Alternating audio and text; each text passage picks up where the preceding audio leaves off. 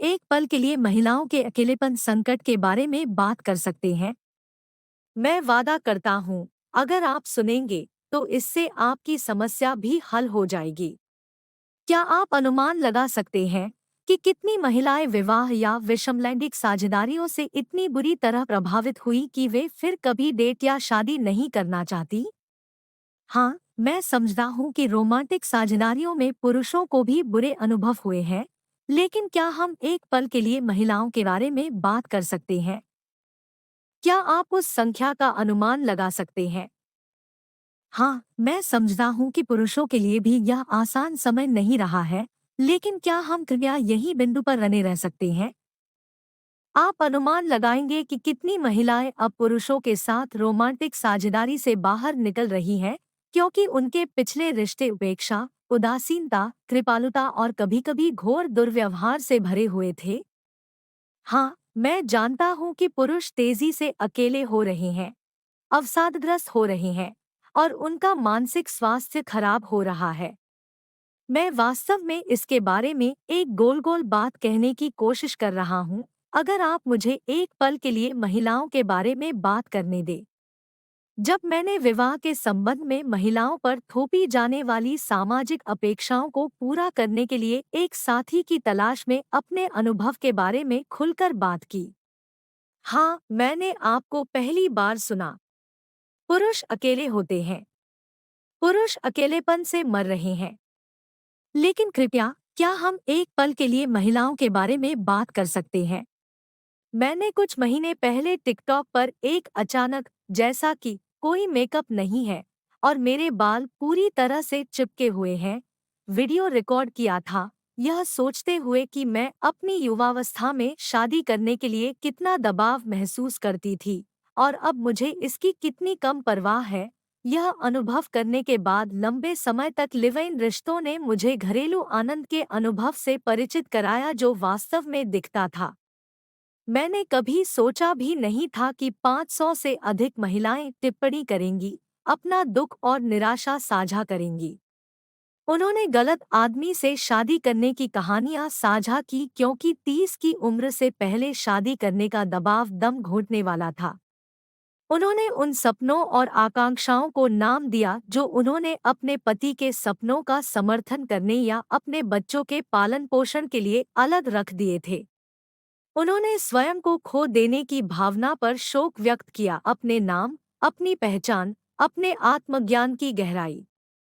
और अब तक उनमें से बहुतों ने खुलासा किया कि उनके पतियों द्वारा उन्हें नजरअंदाज किया गया था या इससे भी बदतर, उनके साथ दुर्व्यवहार किया गया था।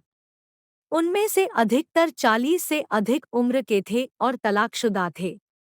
और उनमें से किसी ने भी नहीं कहा कि उन्हें अपने पतियों या विवाहों की याद आती है। हो सकता है कि मेरी कभी शादी न हुई हो, लेकिन मुझे पूरा यकीन है कि मैं जानता हूँ कि यह कैसा होता है। मैं 2 बॉयफ्रेंड्स के साथ रहती थी जिनसे मैंने सोचा था कि मैं शादी करूंगी और मैंने पत्नी वाले सभी काम किए। और मैं दोनों ही स्थितियों में दुखी था। मैं जानता हूँ कि हर रात किसी के बगल में लेटना कैसा लगता है और फिर भी आप वास्तव में अकेले होने की तुलना में अधिक अकेला महसूस करते हैं। मुझे पता है कि एक साथी होने पर कैसा महसूस होता है, लेकिन उसकी कमी महसूस होती है।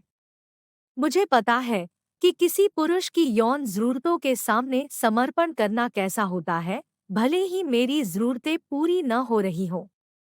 मैं जानता हूँ कि हर दिन एक आदमी का दोपहर का खाना पैक करना कैसा होता है, भले ही उसने कभी मेरे लिए खाना न बनाया हो।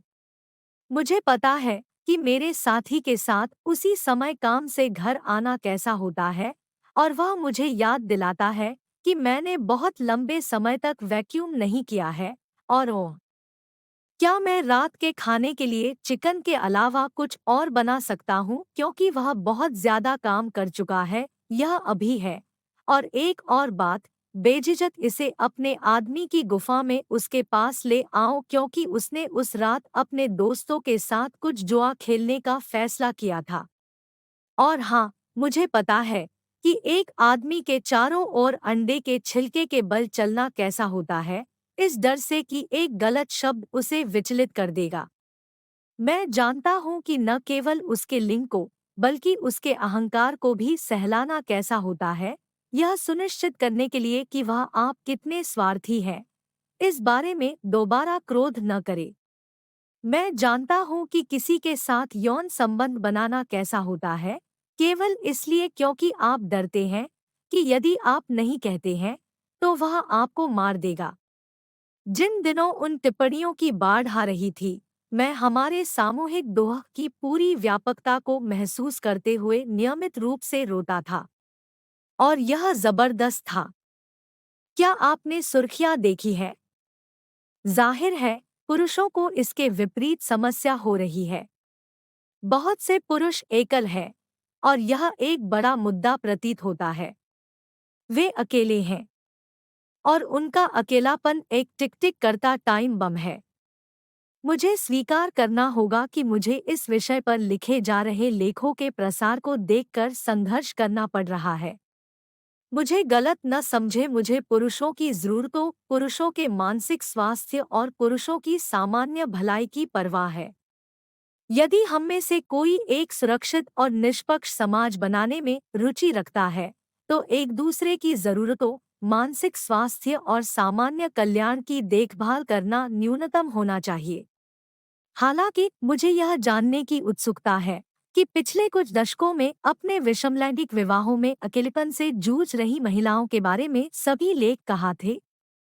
या कितनी महिलाओं को पितृसत्तात्मक अपेक्षाओं के कारण उनके सहयोगियों द्वारा यौन संबंध बनाने के लिए मजबूर किया गया है कि महिलाओं को अपने पति की जरूरतों को पूरा करना चाहिए? या सभी लेख बताते हैं कि डिफ़ॉल्ट विषमलैंगिक विवाह मॉडल महिलाओं के लिए कितना अमानवीय और कभी-कभी खतरनाक है।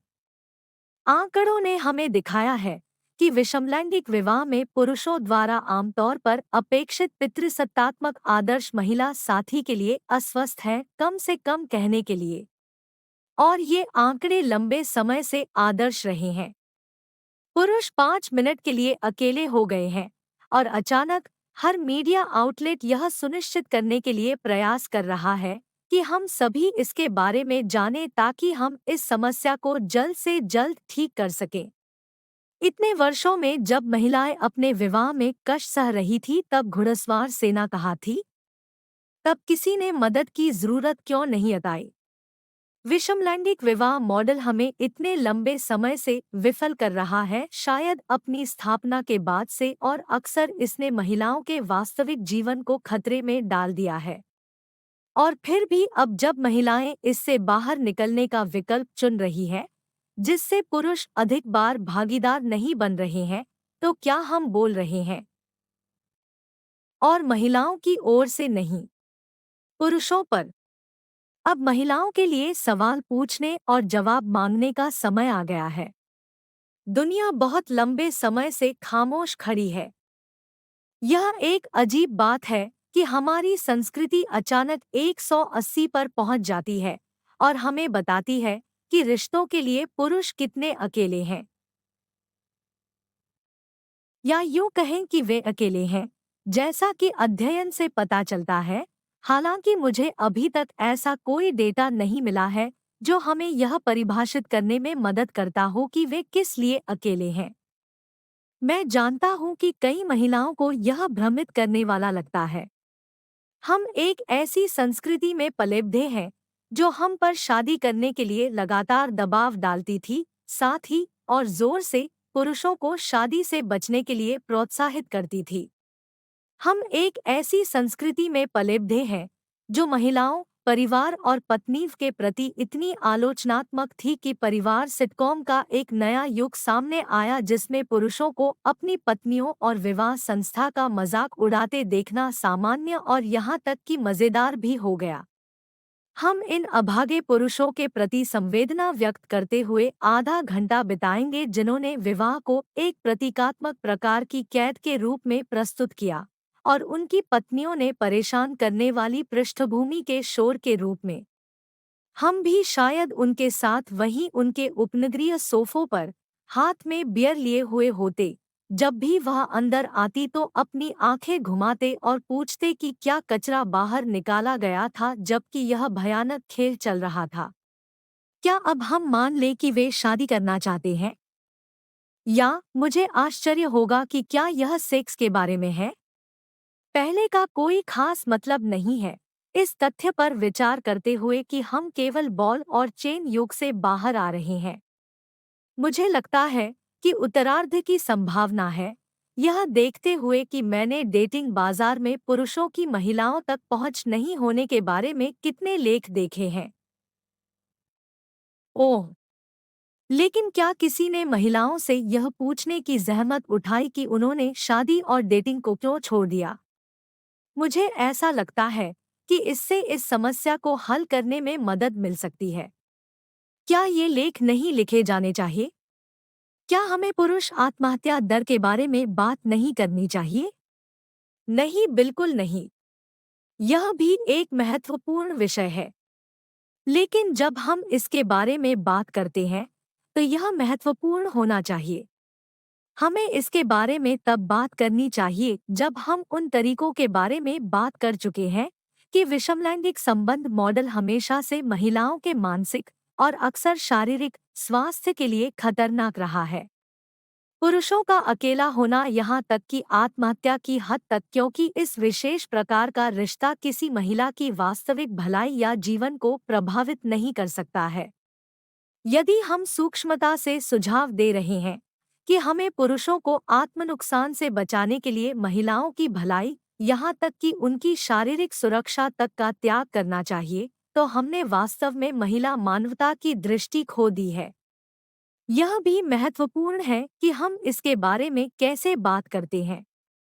जिस लेख का मैंने संदर्भ दिया है, जिसमें अकेले पुरुषों को टिक टिक टाइम बम के रूप में संदर्भित किया गया है, happiness.com में इसके संपादक केल्विन होलब्रुक द्वारा लिखा गया है। उन्होंने अकेलेपन और अवसाद के साथ अपने अनुभव के बारे में एक गहरी मार्मिक व्यक्तिगत कहानी साझा की है।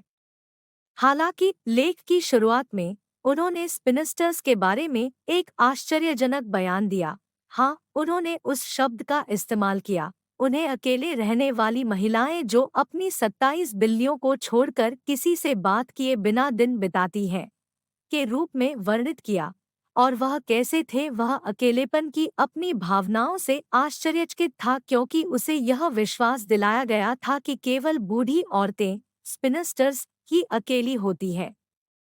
मुझे इसमें कोई संदेह नहीं है कि ऐसा कहकर उनका कोई नुकसान नहीं था, लेकिन एक समाज के रूप में हम कब स्वीकार करेंगे कि हम कितने गहरे स्त्रीद्वेषी हैं, और हमने कैसे लोगों को इन लैंगिक रूढ़ियों और विचारधाराओं को चुनौती दिए बिना या परिणामों पर विचार किए बिना दोहराना सिखाया है।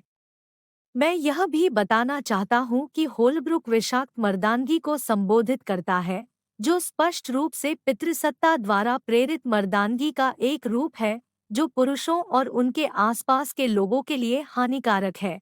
और यह कोई निर्णय नहीं है कि मर्दानगी की सभी अभिव्यक्तियां विषाक्त हैं। इस लेख में 2 बार और फिर भी एक बार भी उल्लेख नहीं किया गया है कि पुरुषों के अकेलेपन के बारे में एक लेख में यह विचारधारा और व्यवहार महिलाओं के लिए कितना हानिकारक, फिर से सचमुच अक्सर जीवन के लिए खतरा है, जो महिलाओं के साथ रोमांटिक संबंध बनाने की उनकी इच्छा को छूता है। क्या यह सिर्फ मैं हूँ या यहाँ कोई गहरा संबंध है?